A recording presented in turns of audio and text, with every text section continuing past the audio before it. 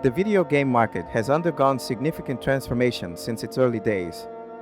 The evolution of the industry can be divided into three major phases: the 1980s and 1990s, marked by creativity and innovation, the 2000s, with the consolidation of major franchises, and the 2010s onwards, which brought an increasing focus on commercialization and the pursuit of exorbitant profits. Each of these phases reflects the technological, cultural, and economic changes that shaped the gaming industry as we know it today. During the 80s and 90s, the gaming industry was in an exploratory and creative phase. Major titles such as Super Mario Bros. And Sonic the Hedgehog emerged during this period, bringing innovative concepts that defined genres and set standards for future games.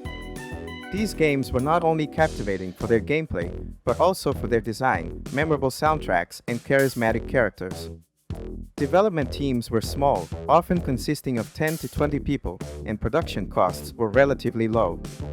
This allowed for greater creative freedom, with less interference from commercial interests.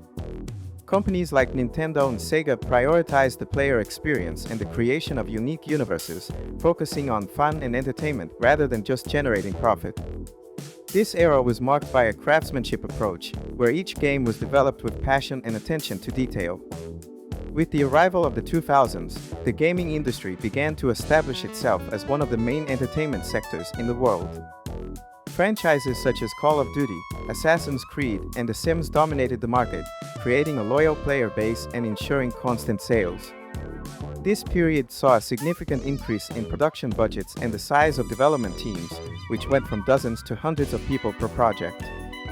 This expansion also brought a greater reliance on big sales to justify high costs. Games began to be developed with a more corporate approach, seeking to meet financial expectations and ensure a return on investment. While there was still room for creativity, the pressure to create commercial successes began to limit the risks companies could take, resulting in sequels and repeated formulas that guaranteed financial security. In the 2010s, the gaming market reached billions of dollars and became one of the most profitable industries in the world. This phase was marked by the introduction of monetization practices that transformed the player experience. Elements such as loot boxes, microtransactions, and season passes became common, increasing companies' profitability, but also generating criticism from consumers. The increased involvement of external shareholders and investors has also significantly altered the dynamics of the industry. In many cases, creative decisions have been subordinated to financial goals, resulting in games being rushed or incompletely released. Titles like Cyberpunk 2077 exemplify how the pressure to meet deadlines and financial targets can compromise the final quality of a product, causing dissatisfaction among players. At the same time, rising production costs have increased the risk associated with developing new games. This has led many companies to focus on remasters, remakes, and sequels of already established titles, rather than original projects. This reliance on safe practices limits innovation and could stagnate the market in the long term. The video game industry, one of the most profitable in the world, is currently facing challenges related to financial pressures, which shape creative and operational decisions. These pressures, driven mainly by the search for immediate financial returns, have generated increasing criticism from players who perceive a loss of quality and innovation in recent productions. The main effects of these pressures on the current market, ranging from the impact on corporate decisions to the lack of innovation in games. One of the most obvious changes in the industry is the growing influence of shareholders and external investors on corporate decisions. With the focus on maximizing profits, many companies prioritize financial results over the player experience.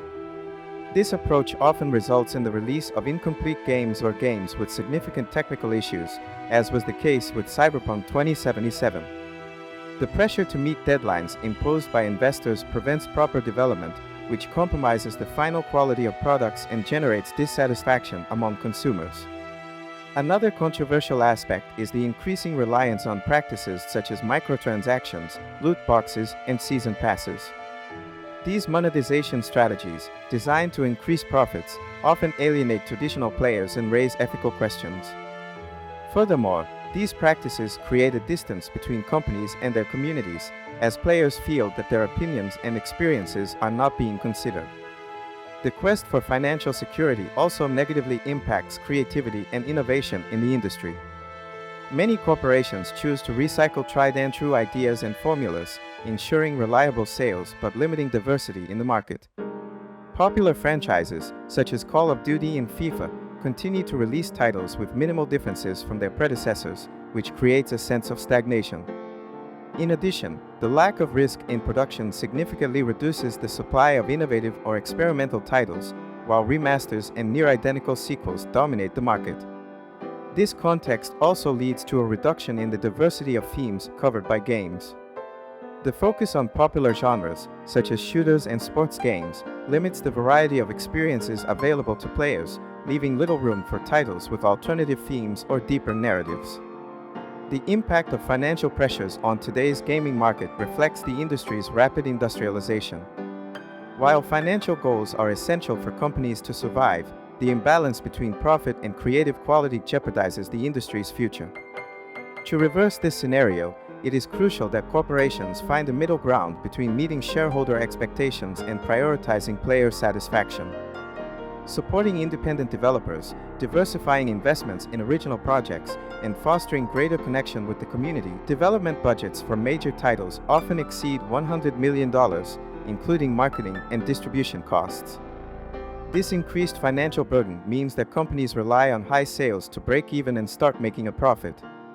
This requirement puts considerable pressure on developers, who often have to balance creativity with market demands.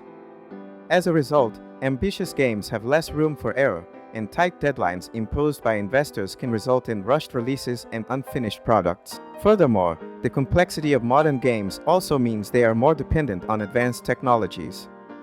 Sophisticated graphics engines like Unreal Engine and Unity enable impressive creations, but they also require in-depth technical knowledge. This dependence makes development more expensive and raises the barrier to entry for new studios, limiting the diversity of creative voices in the market. The combination of large teams, high costs, and complex technologies creates a scenario in which the production of modern games becomes increasingly challenging.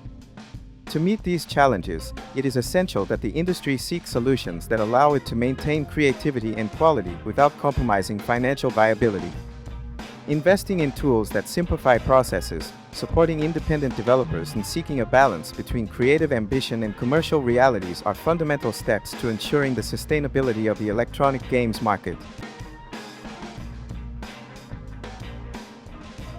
The video game market has faced increasing criticism due to practices considered abusive by developers and distributors.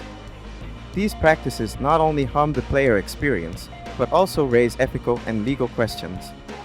When analyzing the impacts of these strategies, it becomes clear how they affect the quality of games and the relationship between developers and consumers. One of the most damaging practices is the release of problematic games. The case of Cyberpunk 2077 is emblematic. The game was announced with immense hype and high expectations, but was released full of bugs, performance issues, and incomplete features. This situation was attributed to the pressure to release the product before Christmas in order to maximize sales during the holiday season, in addition to meeting the financial targets imposed by shareholders. The result was a significant drop in the quality of the final product and a loss of confidence on the part of players, in addition to widespread refunds. Another critical point is the use of harmful monetization practices. Loot boxes, for example, are often associated with gambling practices, as they encourage players to spend money on random content with uncertain value. This dynamic has been the target of regulations in several countries due to its potentially harmful impact, especially on younger audiences. In addition, battle passes and paid DLC content reflect a strategy in which games are released incomplete, with additional content sold separately, which fragments the player experience and increases the costs of accessing the full product. The over-reliance on cosmetics and skins is also worth noting. These items, often offered at high prices, become a major source of revenue for companies, but they also create an imbalance in the player experience. While they may seem optional, these practices often introduce social pressure within gaming communities, encouraging overconsumption. These abusive practices have profound consequences for both the industry and gamers. They result in a loss of trust in the market, create tensions between consumers and developers, and ultimately damage the reputations of companies that adopt such strategies. For the gaming industry to thrive sustainably, it is essential that companies strike a balance between the need to generate profits and deliver quality experiences, prioritizing player satisfaction and loyalty. While the gaming industry has faced significant criticism due to abusive practices and an overfocus on financial returns, there are also promising signs that point to a more balanced and creative future for the industry. These signs of hope come from the growth of independent developers, changes at large companies, and pressure from consumers themselves. One of the biggest signs of positivity comes from the rise of independent developers. Small studios have shown that it is possible to create innovative and exciting experiences, even with limited resources. Games like Hades, Hollow Knight, and Celeste stand out for their focus on creativity, narrative, and well-designed gameplay mechanics, rather than relying on ultra-realistic graphics or large-scale production. Other examples include Undertale, with its deep narrative and unique mechanics, and Stardew Valley, which redefined the farming simulation genre with a largely solo effort. This segment has attracted players looking for something authentic and unique, cementing the indie market as a vital force in the industry.